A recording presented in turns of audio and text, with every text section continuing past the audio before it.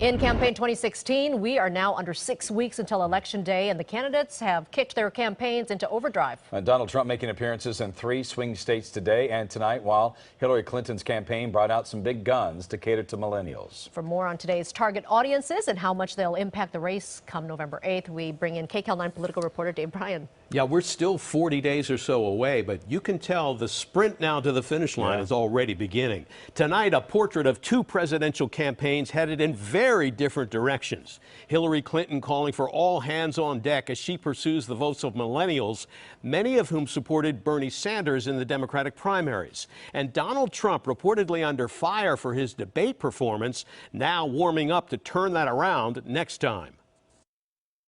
How can she lead this country when she thinks America is full of racists, deplorables, and irredeemables? Providing what may be a preview of what you can expect to hear from him in the second presidential debate, Donald Trump launched a non-stop blistering attack on Hillary Clinton at a campaign stop in Waukesha, one of the most dependable Republican counties in Wisconsin, barely even mentioning campaign issues except when blasting Clinton.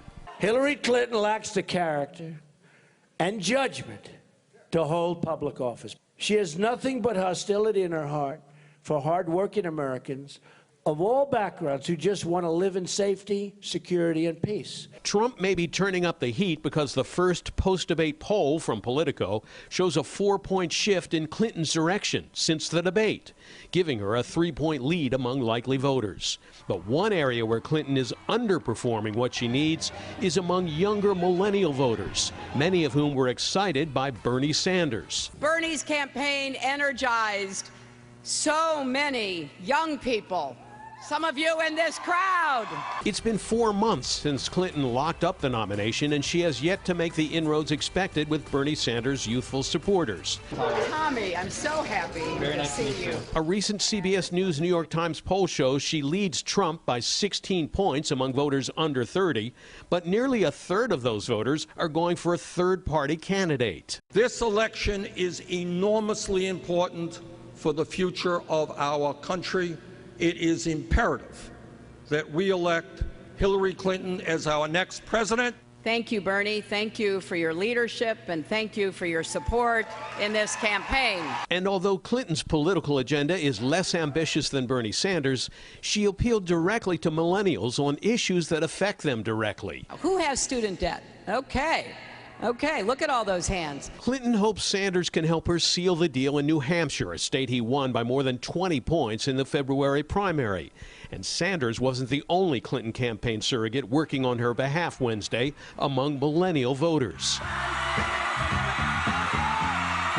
First Lady Michelle Obama urged lively crowds at 2 university rallies in Philadelphia not to waste their votes. If you vote for someone other than Hillary, or if you don't vote at all, then you are helping to elect Hillary's opponent.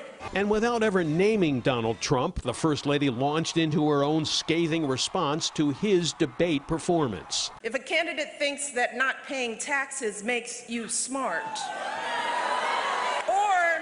that it's good business when people lose their homes, if a candidate regularly and flippantly makes cruel and insulting comments about women, about how we look, how we act, well, sadly, that's who that candidate really is. Apparently, the Arizona Republic, the most influential newspaper in that state, agrees with her analysis.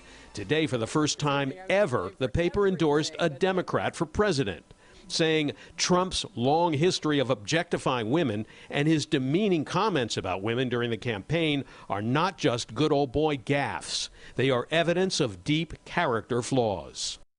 And Clinton won another surprising endorsement today from former Virginia Senator John Warner, a Republican who reportedly has never voted for nor endorsed a Democratic presidential candidate.